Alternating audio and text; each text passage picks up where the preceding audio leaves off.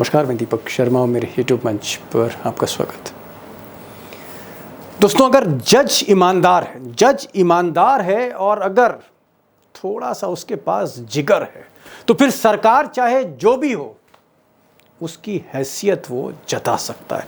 और पिछले दो दिनों में इस देश में या सुप्रीम कोर्ट में दो ऐसे जज सामने आए जिन्होंने ना सिर्फ मोदी सरकार को आईना दिखाया बल्कि पूरी तरह से बेनकाब कर दिया।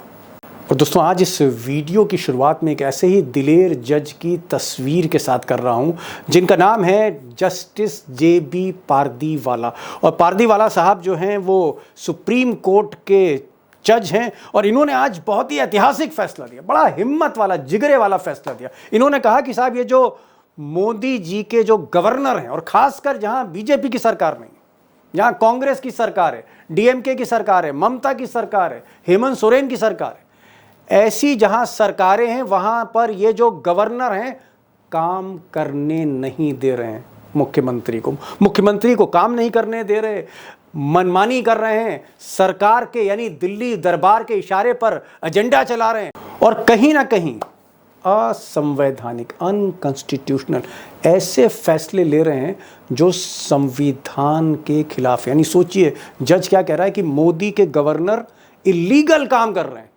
गैर कानूनी काम कर रहे हैं। अब जस्टिस पारदीवाला ने अगर मोदी सरकार के गवर्नर्स की अगर पोल खोल दी तो चीफ जस्टिस संजीव खन्ना साहब ने, इन्होंने तो योगी सरकार की पूरी कलई खोल के सबके सामने रख दी। इन्होंने कहा कि साहब, योगी जी की जो पुलिस है वो एक तरह से कानून के खिलाफ काम कर रही है और ऐसा लगता है कि इस देश के सबसे बड़े सूबे में देयर इज नो लॉ, कोई कानून ही नहीं है। कानून पूरी तरह से ध्वस्त हो चुका है, पुलिस भ्रष्टाचार में डूबी है, मनमानी कर रही है। योगी जी के राज में देयर इज नो लॉ, कोई कानून नहीं है।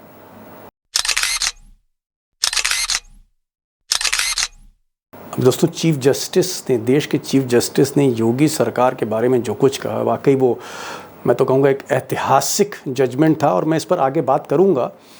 मैं आज वक्फ बिल पर, वक्फ कानून पर भी बात करूँगा, लेकिन मैं चाहता हूँ पहले जो पारदीवाला साहब ने आज जो धमाका किया, जिस तरह से गवर्नर्स को एक्सपोज कर दिया, गवर्नर जो कि कॉन्स्टिट्यूशनल फिगर हैं, जो कि राज्य के पहले सिटीजन होते हैं, उनकी जिस तरह से परतें खोली हैं और जिस तरह से इन्होंने मिसाल दी है। ये साहब जो आर.एन. रवि हैं, ये आईपीएस ऑफिसर रहे, मोदी जी के बड़े खास रहे मिस्टर रवि, और मोदी जी ने, ऐसा लोग कहते हैं कि जानबूझकर इनको तमिलनाडु भेजा। तमिलनाडु पर मोदी की नज़र है और तमिलनाडु में जो स्टालिन की सरकार है उसको डिस्टर्ब लगातार ये करते रहे मिस्टर रवि जो गवर्नर हैं।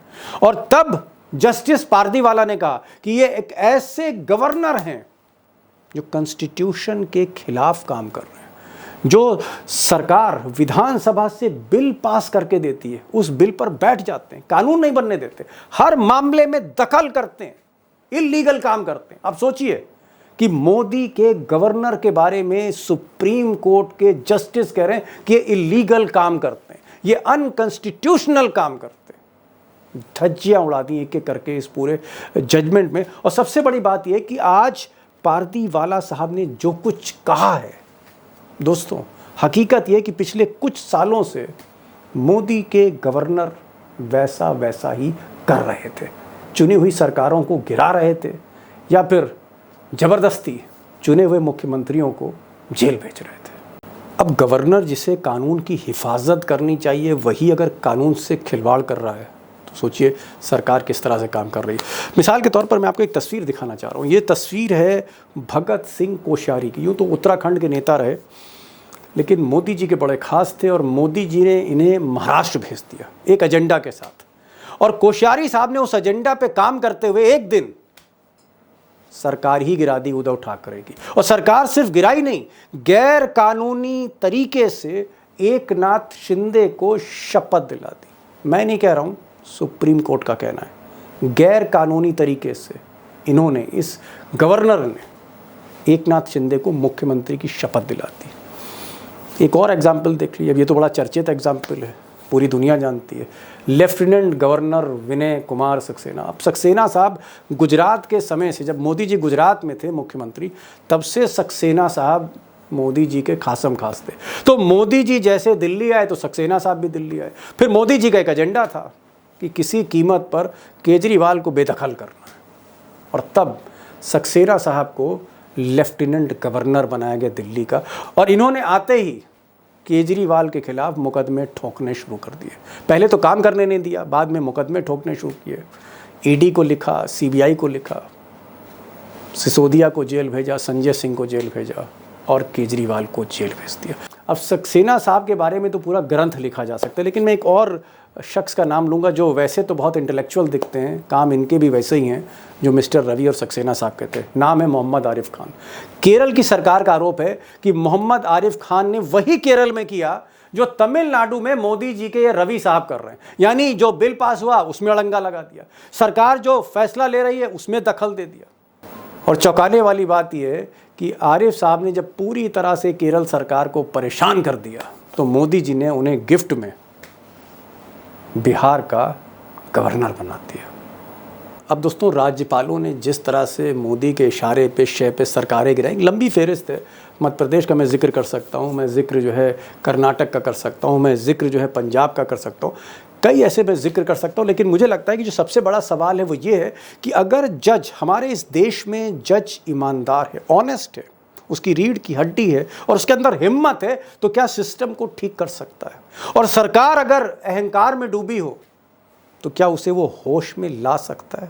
क्या जज के अंदर ऐसी ताकत है? सवाल सबसे बड़ा है। और आज मैंने एक ऐसे गेस्ट को बुलाया, एक ऐसे मेहमान को बुलाया जिन्होंने जस्टिस पारदीवाला के साथ काम किया। जब जस्टिस पारदीवाला गुजरात में वकालत करते थे तब उनके वो सहयोगी थे, तब से जानते हैं वो 30-40 बरस पहले से। और संजीव खन्ना को भी बहुत करीब से जानते हैं। सुप्रीम कोर्ट के बार एसोसिएशन के सेक्रेटरी रहे, 50 साल का तजुर्बा है। और ये ऐसे साहब हैं, आज के जो मेहमान हैं, जो चंद्रचूड़ के भी सीनियर थे। जी हाँ, चंद्रचूड़ के भी सीनियर थे। जेठमलानी साहब के साथ भी काम किया, कपिल सिब्बल के साथ भी काम किया। मैं बात कर रहा हूँ सुप्रीम कोर्ट के सीनियर लॉयर अशोक अरोड़ा साहब से, और उनको आज मैंने न्योता दिया। उनसे मैं गवर्नर पे भी बात करूँगा, उत्तर प्रदेश पर भी बात करूँगा, योगी की सरकार पे भी बात करूँगा। और सुनिएगा आप उनको, मैं उनसे वक्फ पर भी बात करूँगा कि क्या वक्फ का जो कानून, जिस पर याचिका पे याचिका दायर हो रही है और शायद 15-16 तारीख से उसकी सुनवाई शुरू हो रही है, क्या वक्फ बिल को भी संजीव खन्ना स्टे दे सकते हैं, रोक सकते हैं, खारिज कर सकते हैं? आप प्लीज़ अशोक अरोड़ा को ध्यान से सुनिएगा, यही मेरी इल्तिजा है। सारी पिक्चर क्लियर होगी कि पर्दे के पीछे हो क्या रहा है। अरोड़ा साहब, जो मेरा पहला सवाल है कि आपने, चाहे हम चीफ जस्टिस चंद्रचूड़ कहें, वो आपके जूनियर थे, इसी तरह से जो इस वक्त मौजूदा चीफ जस्टिस हैं संजीव खन्ना, वो भी आपके जूनियर रहे। कपिल सिब्बल हो, राम जेठमलानी हो, हरीश साल्वे हो, देश भर के जितने बड़े वकील हैं, कहीं ना कहीं आपने या तो उनके खिलाफ बहस करी है या उनके साथ बहस करी।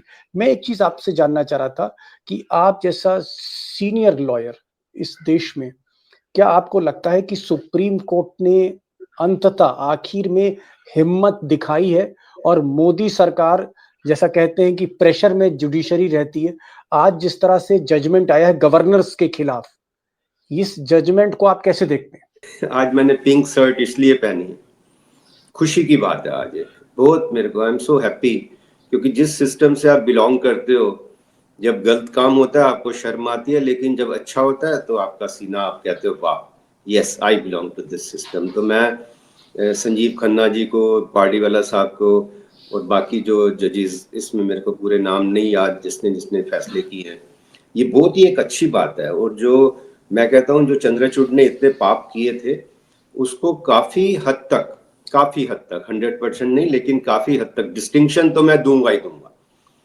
मतलब संजीव खन्ना जी ने आते ही ऐसे कुछ फैसले किए, ऐसे कुछ निर्णय लिए।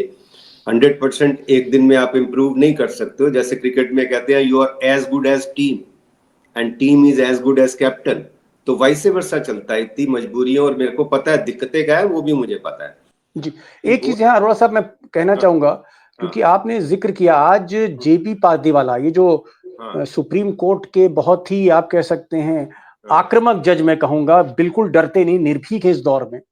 मोदी का प्रेशर हो चाहे अमित शाह का प्रेशर हो, इन्होंने जिस तरह से मोदी के सबसे करीबी गवर्नर रवि जो तमिलनाडु के हैं, कोई बिल पास नहीं होने दे रहे थे, कानून नहीं बनने दे रहे थे, हस्तक्षेप कर रहे थे, उनकी धज्जियां उड़ा दी। क्या पारदीवाला साहब, मुझे याद आ रहा है कि पारदीवाला साहब के साथ गुजरात में जब वो जज नहीं थे, क्या आपने उनके साथ कुछ केसेस आप लड़े हैं उनके साथ? क्या आपके साथ थे वो? I feel so proud, you know, he was a young lawyer that time. मैं अभी देख रहा था 95 30 साल पहले की बात है। तो I feel happy, he was my assisting counsel in Gujarat. जब अच्छा, आपको असिस्ट करते थे वो जज साहब? जज असिस्ट तो करते थे, असिस्ट नहीं, एसोसिएट कहना चाहिए। असिस्टिंग काउंसिल हम वो कैसे मुंह से निकल जाता है, लेकिन मतलब बेसिकली जब वो जज नहीं बने थे पारदीवाला, तो आपके साथ उन्होंने वकालत की थी। मैं ये जानना चाह रहा हूँ कि क्या उस वक्त भी वो ऐसे ही हिम्मत थी उनमें थी? क्या उनके अंदर रीढ़ की हड्डी है कि नहीं, ये बताइए। यही मैं बता रहा हूँ, रीढ़ की हड्डी के अलावा 95 जब मैं जाता था, he was a young lawyer. 30 साल पुरानी बात है। असिस्टिंग काउंसिल तो आपके मुंह से निकलता है, लेकिन एसोसिएट कहना ज्यादा अच्छा है। मतलब इस टाइम भी he was so thorough, so intelligent, so meticulous. मतलब उस टाइम भी 30 साल पहले जो एक यंग लॉयर की तरह ही वाज सो स्मार्ट। और आज तो मेरे को और भी सीना चौड़ा होता है कि इतना अच्छा जजमेंट दिया है, इतना अच्छा जजमेंट दिया है। और ये जो जितने भी गवर्नर जो एक किस्म का एजेंट कह लो, दलाल कह लो, इनको जो भी नाम कह लो, इनको शर्म नहीं आती है। पूरा ये डेमोक्रेसी के खिलाफ जो गवर्नर काम कर रहे हैं कितने सालों से, वो आरिफ मोहम्मद वहां के हैं, पंजाब के हैं, ये सारे इतना मेरे को इसीलिए वो बार बार दिल्ली के लेफ्टिनेंट गवर्नर, दिल्ली के लेफ्टिनेंट विनय सक्सेना, हाँ, उनपे इतने करप्शन के इतने सारे केस थे, उन्होंने उसको बिल्कुल बकायदा सजा भी करा दी। इतने ये सारे इतने भ्रष्ट लोग हैं, इतने करप्ट लोग हैं, जो वो कहते हैं जिन ना तन तेरा ना मन, जो इकबाल साहब ने लिखा है, ये सब इन पे लगता है। इतने गिरे हुए इंसान है, इतने गिरे हुए इंसान है। इसलिए मेरे को लगता है कि पार्टीवाला साहब को मेरा सल्यूट, सुप्रीम कोर्ट को, बेंच को, कि इन्होंने इतना अच्छा काम किया। आज मेरे को आई फील सो हैप्पी। मैं तभी मैंने कहा बड़े दिन बाद मैंने पिंक पहना। आपने पारदीवाला साहब के बारे में बताया। एक और जजमेंट जिसकी बड़ी चर्चा हो रही है, सुर्खियों में है, संजीव खन्ना साहब ने कल एक जजमेंट दिया और उन्होंने उसमें कहा फैसले में कि उत्तर प्रदेश की जो सरकार है, योगी की जो सरकार है, उत्तर प्रदेश में कानून व्यवस्था के नाम की कोई चीज नहीं है। अगर मामला जो है दीवानी का है तो पैसा लेकर फौजदारी का बना दिया जाता है, क्रिमिनल केसेस दर्ज किए जा रहे हैं, और इस तरह से पब्लिक का उत्पीड़न किया जा रहा है जैसे पूरे यूपी में योगी की सरकार में कोई कानून नाम की चीज नहीं है। संजीव खन्ना के इस फैसले को आप कैसे देखते हैं? क्या संजीव खन्ना ने जो योगी सरकार पर कहा, जिस तरह से, चाहे वो संभल का मामला हो या दरगाह पे कुछ लोग चढ़ गए थे, या फिर कम्युनल टेंशन हो, या फिर क्राइम हो, या फिर माफियागिरी हो, क्या आपको लगता है कि संजीव खन्ना ने जिस तरह से योगी सरकार को लताड़ा है या एक तमाचा मारा है, क्या ऐसे इस दौर में जजमेंट इस तरह के नहीं आ रहे थे? लोग, जज डरते थे? पूरा मैं बिल्कुल दीपक जी आपकी बात से 100% सहमत हूँ। चंद्रचूड़ ने इतना बेड़ा गर्क कर दिया था देश की डेमोक्रेसी का, जुडिशरी का, आम आदमी का फेथ खत्म हो गया था। HR. Khanna is all time great, जिनके ये भतीजे हैं, और इन्होंने आते ही सबसे अच्छा वो वर्शिप ऑफ पीपल एक्ट पे जजमेंट दिया। आप देखो कितना अच्छा जजमेंट दिया।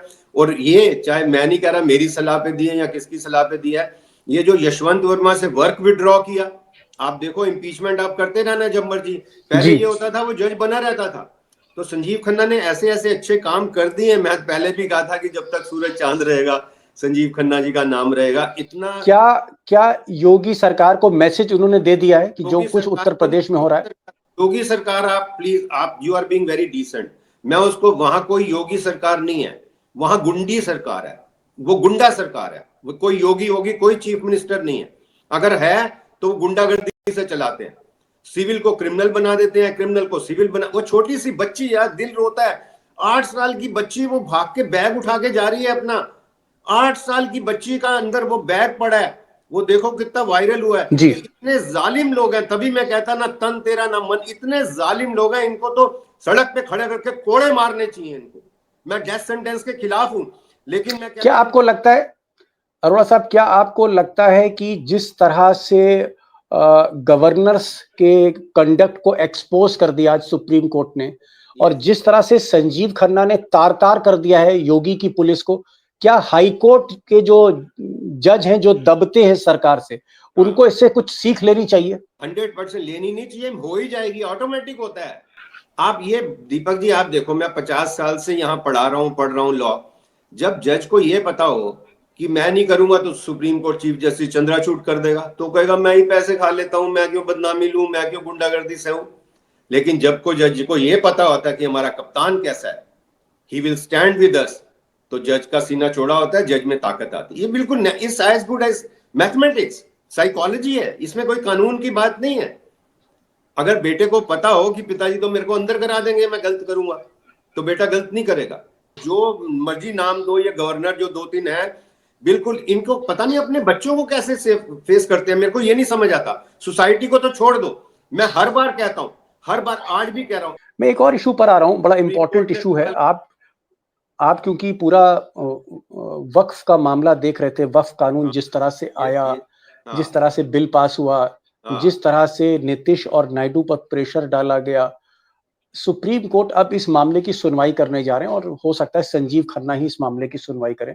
आपको लगता है कि जो इस देश की माइनॉरिटी है, जो मुस्लिम समाज है, उसको कहीं ना कहीं न्याय मिलेगा? क्योंकि पार्लियामेंट में और बाकी जितने सांसदों के अलावा जितने भी लॉ एक्सपर्ट्स हैं, उनका ये कहना है अरोड़ा साहब कि ये जो वक्फ का कानून है, ये कहीं ना कहीं मुसलमानों की माइनॉरिटीज का जो प्रोटेक्शन है, फ्रीडम ऑफ रिलीजन है, धर्म की जो आज़ादी है, उस पर यह हमला है।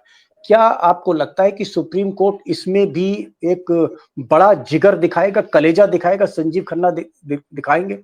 मैंने इसको एक्ट को पूरा पढ़ा है और मैंने कुछ काफी कमेंटेटर्स को भी सुना है दीपक जी। जो मेरा एक्सपीरियंस है, मैं जैसे हर बार ये कहता हूँ, ये दाल काली नहीं है, दाल में काला नहीं है, दाल ही काली है।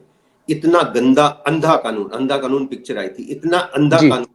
मैं मेरे को ये शक था और अभी भी है, लेकिन मैं वैसे तो वहां जो लोग करेंगे, लेकिन सुप्रीम कोर्ट जजेस की, किसी भी जज की ये ड्यूटी होती है, पब्लिक सेंटीमेंट्स भी क्या है, बाकी लोग क्या, हर आदमी तो वहां जाके बहस नहीं कर सकता ना। स्कॉलर्स इसके बारे में क्या कह रहे हैं, ये खाली मुस्लिम्स के अगेंस्ट नहीं है दीपक जी, आप ये चीज समझिए। ये खाली मुस्लिम्स के अगेंस्ट कानून नहीं बनाया, ये 142 करोड़ को इन्होंने गुलाम बना दिया है।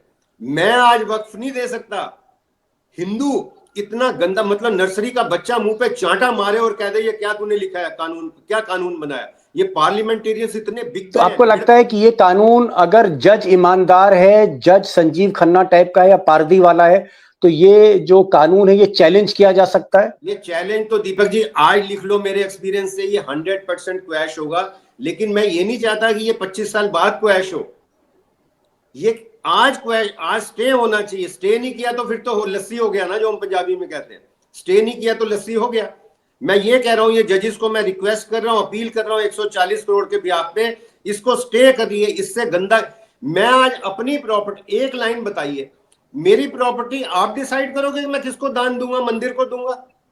Who are you to decide? मेरी प्रॉपर्टी, ये मोदी एंड पार्टी कह रही है, ये सब जो गुंडे बैठे हैं पार्लियामेंट में, ये कानून बन ही नहीं सकता। मेरे बारे में आप मुस्लिम को छोड़ दीजिए, मैं अगर देना चाहता हूं मुस्लिम बच्चियों को या मुस्लिम लड़कियों को या वक्फ में, मैं नहीं दे सकता। आज ये डिसाइड करेंगे कि मैं क्या खाऊंगा, क्या पहनूंगा, किसको दान दूंगा। अच्छा, फिर मंदिर के बारे में क्यों? यूनिफॉर्म सिविल कोड, सबसे बड़ी बात, ये बात करते हैं यूनिफॉर्म सिविल कोड की, तो यूनिफॉर्म सिविल कोड करो ना। मंदिरों के बारे में क्यों नहीं है? वो मंदिरों की आप हालत देख रहे हो, वो बापू झासाराम, वो रहीम फ्रॉड, वो जकी डॉन। क्या आपको लगता है, लास्ट क्वेश्चन अरोड़ा साहब, लास्ट क्वेश्चन, समय कम है, संजीव खन्ना का समय अब बहुत कम है। आपने कहा कि संजीव खन्ना ने चंद्रचूड़ से कहीं ज्यादा बेहतर कप्तानी की है इस देश की अदालतों की, बहुत पाप धो दिए उसके, बहुत सारे जी, लेकिन उनका अब समय बहुत कम है, 1-1.5 महीने का वक्त बचा है। क्या जो नेक्स्ट सुप्रीम कोर्ट के जो चीफ जस्टिस हैं, उनके लिए आपका क्या पैगाम है कि क्या संजीव खन्ना के टेम्परामेंट को बनाए रखना होगा? मैं यही, अब वो बात आप जो, मैं तो यही बात कह रहा हूं, इनको ओथ क्या लेता है जज, क्या ओथ लेता है जज? ओथ लेता है I will uphold the constitution की मैं रक्षा करूंगा। और कॉन्स्टिट्यूशन क्या है? कॉन्स्टिट्यूशन एक शायर की भाषा में हर एक घर में दिया भी जले अनाज भी हो, ये कॉन्स्टिट्यूशन है। तो how do you make sure कि 140 करोड़ को सोशल इकोनॉमिक पॉलिटिकल जस्टिस मिले? ये इनका फर्ज ये है। कंप्यूटर की तरह एक केस डिसाइड करना नहीं है। लोगों का फेथ कैसे बनेगा? जी, तो ये हमारे साथ अशोक अरोड़ा साहब थे। अशोक अरोड़ा साहब ने दो इम्पॉर्टेंट बातें कही हैं। उन्होंने कहा है कि कहीं न कहीं जो गवर्नर्स हैं वो पक्षपात कर रहे थे और सुप्रीम कोर्ट ने आज उसको बेनकाब किया है। खासकर जो गैर भाजपा सरकारें थी जहाँ पर बीजेपी की सरकार नहीं, मान लीजिए जैसे तमिलनाडु है या कर्नाटक है या पंजाब है या कुछ महीने पहले दिल्ली में था, या फिर आप झारखंड जैसी सरकार या बंगाल जैसी सरकार ले सकते हैं। जहाँ बीजेपी की सरकार नहीं है वहाँ पर गवर्नर्स जो थे वो मोदी और शाह के कहने पर कठपुतली की तरह राज्य सरकारों में दखल दे रहे थे। उसको आज सुप्रीम कोर्ट ने पूरी तरह से उसपे फुल स्टॉप लगा दिया है, विराम लगा दिया है।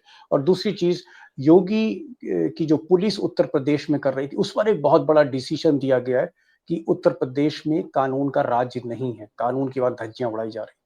और तीसरी चीज़ जो बड़ी कही अशोक अरोड़ा साहब ने, 50 साल का तजुर्बा है और सुप्रीम कोर्ट के सेक्रेटरी रह चुके हैं बार काउंसिल के। इनका ये कहना है कि जो वक्फ बिल है इसकी सुनवाई होने वाली है, शायद 15 अप्रैल से ही सुनवाई हो जाए, उससे पहले हो जाए। वक्फ बिल मेरिट पर है और ये कानून जो है खारिज किया जा सकता है, इसमें संविधान का सीधा उल्लंघन है।